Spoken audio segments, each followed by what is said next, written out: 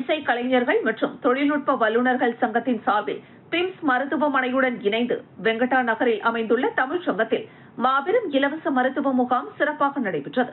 இந்த முகாமில் சிறப்பு விருந்தினர்களாக தமிழ்ச்சங்க தலைவர் முத்துலட்சுமி சரவணன், பிம்ஸ் மருத்துவமனை மக்கள் தொடர்பு அதிகாரி Krishnamoorthy, Kalaimamani Tata Banumathi, doctor Pramila Tamilvanan, Kavikuyil music academy சார்பில் சுசீந்திரகுமார் ஆகியோர் கலந்து கொண்டு நிகழ்ச்சியை சிறப்பித்தனர். மருத்துவ முகாமில் 500க்கும் மேற்பட்ட இசை கலைஞர்கள் தங்கள் குடும்பத்தினருடன் கலந்து கொண்டு சிகிச்சை மற்றும் ஆலோசனைகளை பெற்றனர். மேலும் கடலூர், காரைக்கால், விழுப்புரம், மரக்காணம் உள்ளிட்ட பகுதிகளில் இருந்து இசை கலைஞர்கள் திரளாக வந்து பயன்பெற்றது குறிப்பிடத்தக்கது. இந்த முகாமை வெற்றிகரமாக நடத்த இசை கலைஞர்கள் மற்றும் தொழில்நுட்ப வல்லுநர் நல சங்க தலைவர் முரளிதரன், செயலாளர் சரவணன், பொருளாளர் நெடுஞ்செழியன் மற்றும் சங்கத்தின் முக்கிய பொறுப்பில் உள்ள நிர்வாகிகள் அனைவரும் இணைந்து சிறப்பான ஏற்பாடுகளை செய்தனர்.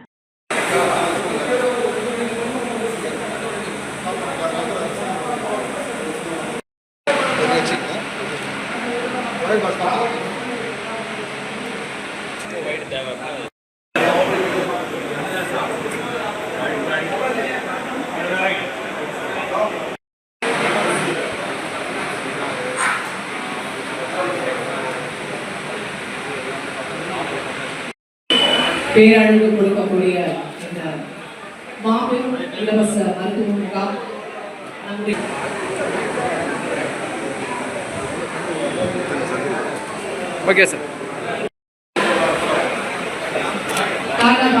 அவர்கள் இங்கே சிறப்பு செய்யப்படுகிறார்கள். உங்களுடைய வருகைக்கு நன்றி. சாலையில் வீட்டு நினைவு பரிசு வழங்கப்படுகின்றது.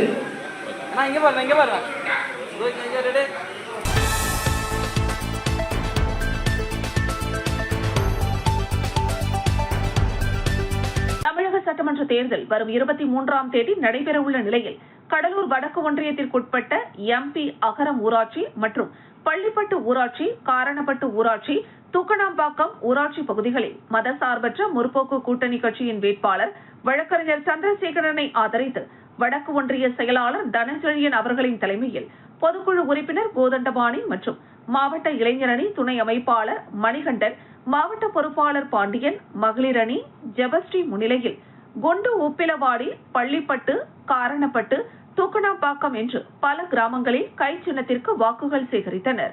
அப்பொழுது அந்தந்த பகுதிகளை சேர்ந்த பொதுமக்கள் வேட்பாளர் சந்திரசேகருக்கு ஆரத்தி எடுத்தும் மாலை அணிவித்தும் மரியாதை செய்து சிறப்பான வரவேற்பினை அளித்தனர். இந்த தேர்தல் பிரச்சாரத்தில் கூட்டணி கட்சியின் அனைத்து நிலை பொறுப்பாளர்களும், ஊர் பொதுமக்களும், கட்சி நிர்வாகிகள் பலரும் கலந்து கொண்டு கை சின்னத்திற்கு வாக்குகள் சேகரித்தனர்.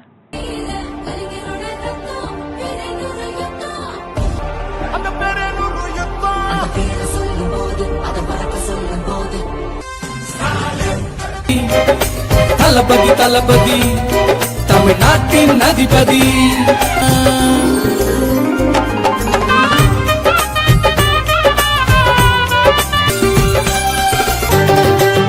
லட்சிய ஏழைகள் உயரங்கள் போக்க துடிப்பவனே.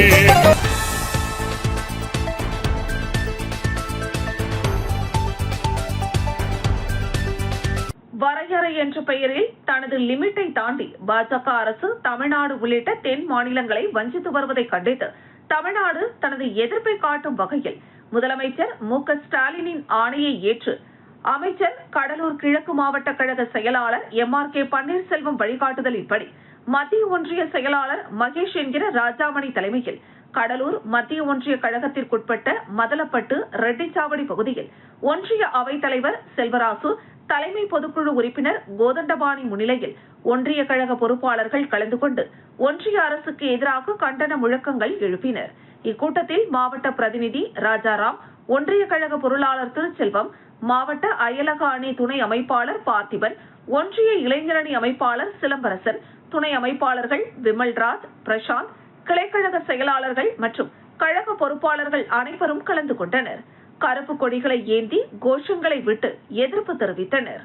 துணை அமைப்பாளர் அண்ணன் பார்த்திபன் அவர்களே, கிளைகை செயலாளர் அண்ணன் சுரேஷ் அவர்களே மற்றும் அனைத்து கிளைகை செயலாளர்களே, இளைஞரணி அமைப்பாளர் சிலம்பரசன் அவர்களே, அனைவரையும் வருக வருக என வரவேற்று இப்ப கோஷப்படும் மோடி அரசை கண்டித்து ஆர்ப்பாட்டம். தமிழக அரசு சாப்பாடு மத சார்பற்ற கூட்டணி சார்பாக விடமாட்டோம் விடமாட்டோம். தமிழக முதலமைச்சர்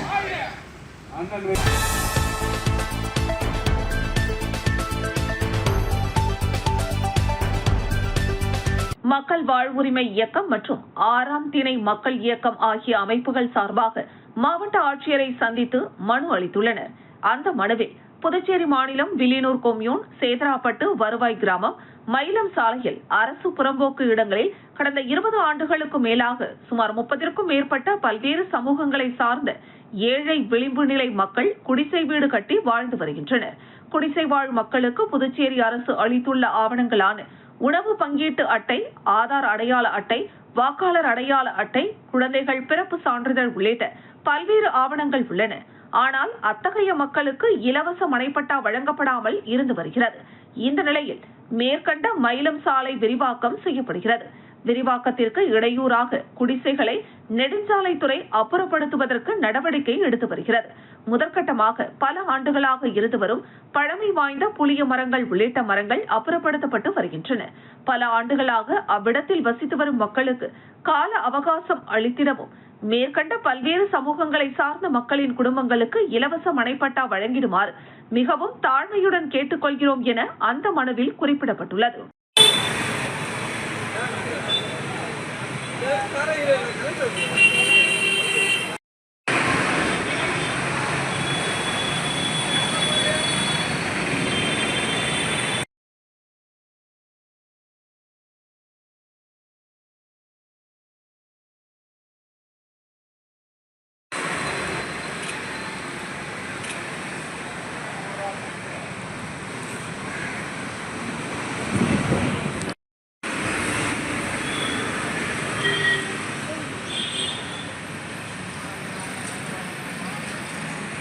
வில்லியனூர் கொம்யூன், சேதராப்பட்டு சக்திகளோடு இன்றைக்கு மாவட்ட ஆட்சியரை சந்தித்து மனு அளித்திருக்கிறோம்.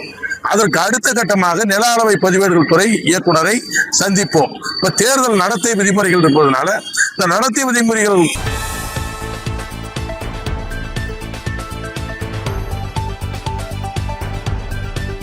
மத்திய அரசு ஒவ்வொரு ஆண்டும் ஜனவரி மற்றும் ஜூலை மாதங்களில் மத்திய அரசு ஊழியர்களுக்கு அகவிலைப்படியை உயர்த்தி வழங்குவது வழக்கம்.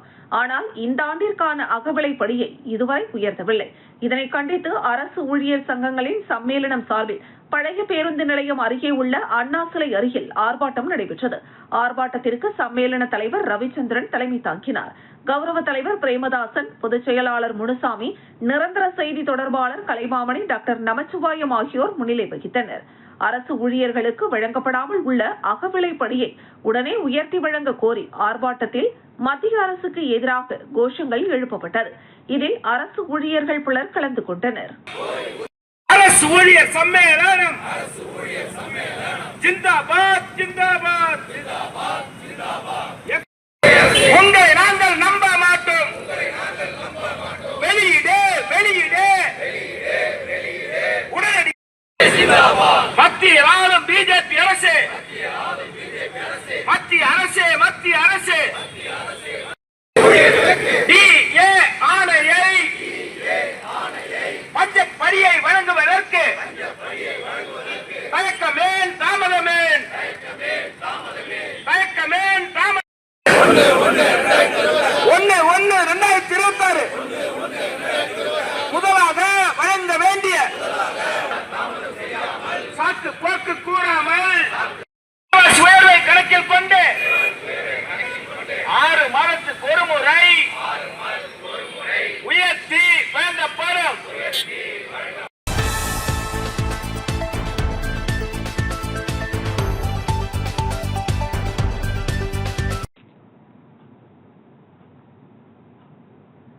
புதுச்சேரியில் கோடை வெயிலின் தாக்கம் நாளுக்கு நாள் அதிகரித்து வரும் நிலையில் பொதுமக்கள் மற்றும் வாகன ஓட்டிகளின் நலனை கருத்தில் கொண்டு முக்கிய சாலை சந்திப்புகளில் தற்காலிக நிழல் பந்தல்கள் அமைக்கும் நடைமுறை வழக்கமாக உள்ளது.